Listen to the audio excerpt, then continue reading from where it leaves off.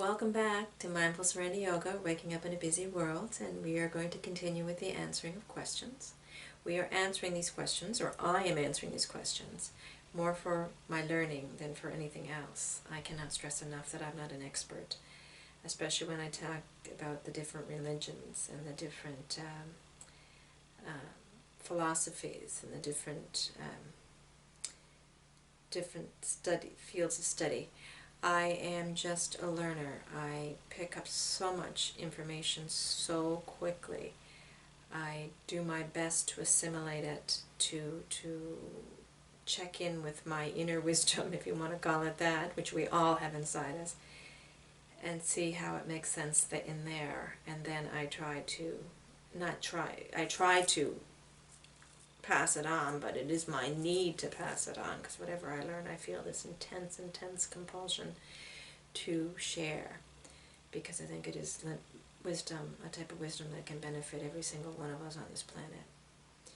So at the same time, I know that my level of expertise and experience in sharing this type of learning is very limited, and so I encourage you to talk to people who have been teaching the Dharma, for example, for years, and usually with the teaching of the Dharma, the Buddhist teachings, the people have been, devoted to the monasteries for years before they were even given the opportunity to teach. So I am by no means comparing myself to someone at that level, nor am I comparing myself to the scientists or the experts in particular psychological research or fields of study, or the expert writers and people who had that insane gift to take the ethereal and put it into words. I am just learning.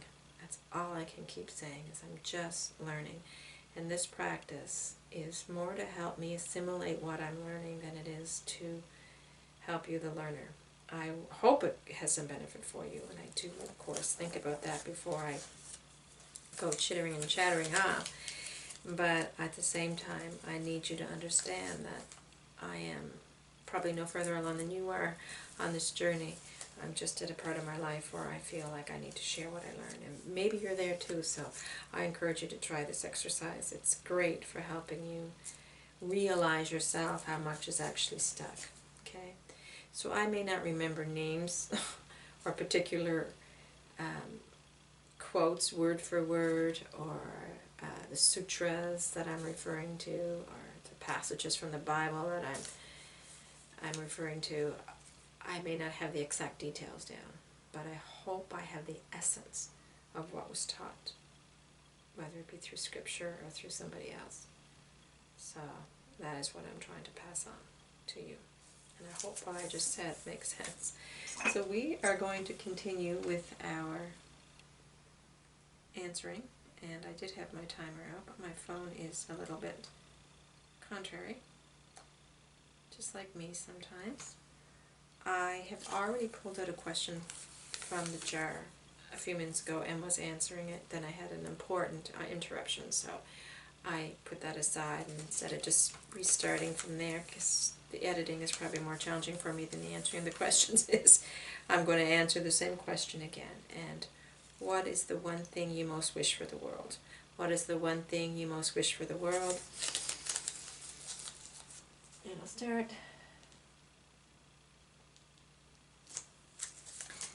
I know what I'm going to say is going to sound like a cliche. We all hear this, right? Like a beauty contestant answering a question. Definitely not a beauty contestant, but I am answering a profound question. The thing I most want for the world, of course, is peace. Peace. And that is a loaded word, and I want to get beyond the contrite, concept of wishing peace onto the world, and to understanding what that really means. Peace to me is actually the ultimate of experiences. Some people say it's just a stepping stone to bliss and joy and all the things that we're capable of on this planet as human beings.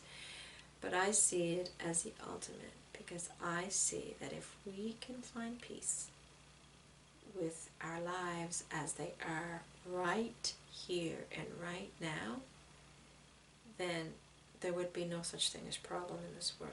There would be no such thing as struggle in this world. There would be no such thing as aversion or clinging or attachment in this world. There would simply be this recognition and allowing, this insight into what's really important, and this nurturing of every moment as if it was as precious as the breath we take. Because it is as precious as the breath we take. Because each breath we take is the moment that we're living. And it is peace, if we allow it to be. The peace I want for the world is not some magic, inoculation that's going to be put into everybody's life and change everything. It's what's already in us. It's a recognition of what is already in us. We already have all the conditions we need in this world, in this incarnation of that I call me, that you call you, to have peace. We already have everything. Yet it is our resistance to this awareness that the ego, if we want to use the term ego, this entity that has its own idea of self that we have somehow come to believe and identify as us, this personality, this entity that's so convinced that it is the body and the mind and the personality and the things we own and the people we know and the things we do, rather than this essence that is much more internal, that is us, that is the source of peace. So as long as we're attached to what the ego tells us we need for peace, we'll be always striving and struggling and fighting and trying to gain and attain and losing and sticking second arrows into ourselves and everybody else, just so that we can get through this moment. We are doing anything but accepting the moment for what it is, for recognizing the bounty and the abundance that is around us right here and right now, recognizing that we have everything we absolutely need to be peaceful, to be happy, to be content. There is a word in Buddhism, and I am going to probably say it incorrectly, Santusta, that exemplifies peace because it is contentment. The word itself can be, it's a Sanskrit word I believe, maybe it's a Pali word, I think it's a Sanskrit word, that means contentment with the here and now, contentment with what is. Imagine if every single person on this planet was content with the situations, the moment they were living in, right here, right now, what that would do to the whole planet, what it would do to the way we relate to one another, the way we relate to self, the way we relate to other beings, the planet itself. It would just be completely different. We would be not striving and fighting to get more. We would not be clinging and grasping to what was. We would not be defending and attacking for what we think is mine, or belonging to myself, or ours. We would not be so anxious and afraid and worried all the time. We would not be ashamed of who we were. We would just be simply quiet and still and allowing what is to be. I mean, we would still get things done, but they'd be done in a mindful way. They'd be done in a way where we were seeing the bounty around us and in awe of every bit of it.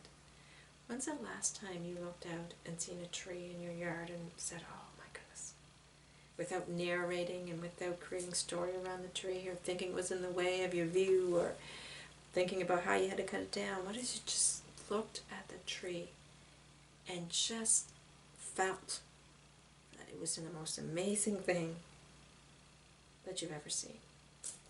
When's the last time you've seen a bird fly through the sky and just wonder, without words, without concepts, without questioning, but just, that wonderment about how it was just flying through the sky.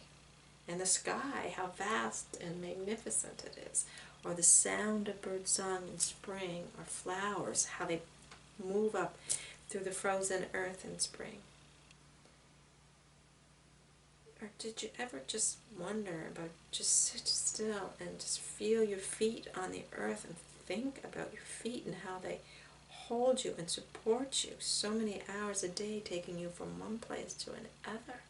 It's the last time you even thought of your feet or remembered you had feet. And your hands, holding a cup of tea, the ability to hold a hand of someone you love as they pass on, to pat a cat, to do itsy bitsy spider with your grandchildren. When's the last time you thought about this without thinking too much in concepts, in turn just being aware of the bounty that is you and is around you? How many breaths a day do you take? How many times does your heart beat a day? That is so bountiful. So many times. And each breath, each heartbeat is miraculous in the way it gives you life so that you can experience this bounty because you are part of it. That's peace. Peace does bring bliss. Peace does bring joy. But in order to understand all of that, we need to accept this moment for what it is, instead of struggling against it, trying to get through it rather than embracing it, waiting for the next moment, trying to go back to the moment that passed so many years ago. Right here, right now, accepting what is, finding peace in it without needing any more or any less, just as it is. Samsusa. That's the peace I want for the world. That's the peace I want for myself. And it's my intention every day. That's why I practice the way I practice. That's why I strive to learn what I'm learning. That's the way why I keep going inward, because I know the peace I'm looking for cannot be found out there. It's not in anything. It's in me, where it always was and always will be. And in order to want peace for the world and to achieve this desired goal for peace for the world, I need to first of all experience it in my own mind, tame my own monkey mind, get past all the barriers that keep me from peace, all the mind-made barriers that keep me from peace, so I can feel the essence of it as I feel the essence of who I am, the essence of what that tree is, the essence of what my body is, the essence of what you are. Peace is the one thing that I want most for the world. And I do believe it's possible to achieve it. But I can't fix your mind. And I can't fix the world. The only thing I can do is go inside and find the peace that's already there within.